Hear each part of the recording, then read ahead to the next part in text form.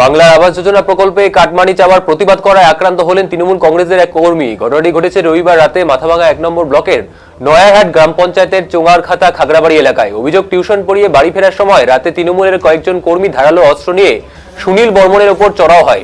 গুরুতর জখম অবস্থায় তাকে মাথাভাঙা মহকুমা হাসপাতালে ভর্তি করা হয়েছে। ঘটনার জেরে এলাকায় চাঞ্চল্য। সুনীল বর্মন বলেন, আবাসের কাটমানি যেন কেউ না দেয় সেজন্য মাইকে প্রচার করেছিলেন তিনি। তারপর থেকে হুমকি আসছিল। রবিবার রাতে ধারালো অস্ত্র নিয়ে তৃণমূলের হাতে আক্রান্ত হন তিনি। পাশাপাশি আরেক তৃণমূল কর্মীকেও হুমকি দেওয়া হয়েছে বলে অভিযোগ।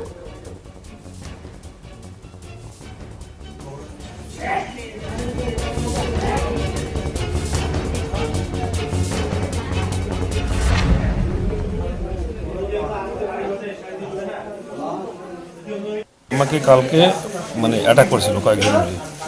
সেখানে ছিল সুনীল বর্মন এবং তার অনুযায়ী কয়েকজন ছিল। গত 3 দিন ধরে আমাকে ফোনে হুমকি দিচ্ছে, যে তুই বাজারে আসলে তোকে হাত পা কেটে দেবো।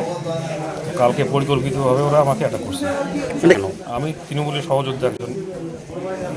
সামনে ভোটে মনে করো 26শে ভোট এবং উন্নয়নের সাথে আমাদের যে দিদি মমতা বন্দ্যোপাধ্যায়, তিনি বাংলার বাড়ির আবাস টাকা দিয়েছেন, ঘরের টাকা মানুষ প্রত্যেককে। আমাদের বুথের সভাপতি এবং পঞ্চায়েত প্রত্যেকের বাড়িতে 5,000 টাকা করে চেয়ে বসেছে। এটার প্রতিবাদ করছি আমরা কীভাবে, একটা মাইকিং করছি প্রচারমূলক, যে কাউকে 1 টাকাও দিবে না। এর জন্য সুশীল বর্মন নামে এক নেতা, শ্রমিক ছেলের সে সভাপতি, সে আমাকে প্রতিদিন ফোনে হুমকি দেয়। কালকেও ফোনে হুমকি দেয় এবং আমার যে সহযোদ্ধা রঞ্জন রায়, তাকে পার্টি অফিস থেকে ধাক্কা দিয়ে বের করে দেয়। বাড়ির থেকে আসার সময় আমাকে ওরা অ্যাটাক করে। সেটা 29 তারিখ করেছিলাম। ঘরের টাকা ঢুকেছিল 28 তারিখ। তারপরের দিনই আমরা মাইকিং করছি রাত্রিবেলা। এই মাইকিং করার জন্য কি আপনার উপর হামলা? হ্যাঁ, এটাই। কি দিয়ে আক্রমণ চালায়? ধারালো অস্ত্র ছিল, লাঠি ছিল। বাকি 2 জনকে চিনতে পারিনি। সেটা কি গতকাল রাতে? গতকাল রাতে 10টার দিকে।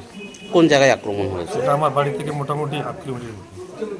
আপনি রাতে কোথায় যাচ্ছিলেন? আমি টিউশন থেকে বাড়ি এসেছিলাম, তো তখনই এটা করে। আপনি টিউশন মাস্টার? হ্যাঁ, টিউশন করেই বাড়ি ফিরছিলেন। কোন জায়গাটায় আক্রমণ হলো আপনার উপর? সেটা হচ্ছে আমার বাড়ির মোটামুটি সরস্বতী মোড় একটা জায়গা আছে। এই ঘটনার বিরুদ্ধে ক্ষোভ উগড়ে দেন বিজেপি নেতা মনোজ ঘোষ। বাংলার আবাস যোজনা প্রকল্পে যারা ঘর পেয়েছে তাদের কাটমানি না দেওয়ার কথা বলেন তিনি।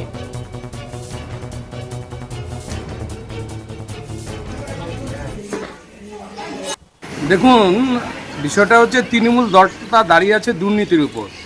আর এই তৃণমূল দলেই সব হচ্ছে তারা তোলাবাজ দিয়ে ভর্তি। তো এখন বিষয় হচ্ছে, এরা বুঝতে পেরেছে যে আগামী 26শে ইলেকশন, আর এই বাংলা আবাস যোজনা টাকা ঢুকেছে। আর এই টাকা ঢোকার পর থেকে নয়াহাট অঞ্চলে তৃণমূলের বিভিন্ন জায়গায় তৃণমূলের নেতারা সব বাড়িতে গিয়ে যারা বাংলা আবাস যোজনার ঘর পেয়েছে তাদের কাছে 5,000 টাকা, কোথাও 10,000 টাকা করে টাকা চাচ্ছে। তার মধ্যে সুনীল বর্মন নামে একজন তৃণমূল কর্মী, তিনি সবাইকে বলেছেন যে না, এইভাবে টাকা দেওয়া যাবে না। হয়তো তৃণমূলের মধ্যে 1-2 জন কর্মী আছে যারা এইটার প্রতিবাদ করছে। তার জন্য তৃণমূলের যারা এই তোলাবাজরা তার উপর আক্রমণ করে এবং তাকে প্রচণ্ডভাবে করে আহত করে তাকে হসপিটালে তিনি এখন বর্তমানে ভর্তি আছে।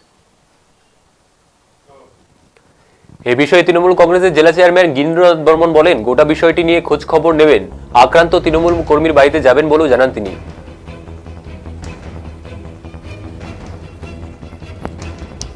বিজেপি যে দল, তারাও তো আমাদের কোনো লোককে প্রচারিত করে বা প্রলোভিত করে একটা মিথ্যা সংবাদ চালু করতে পারে।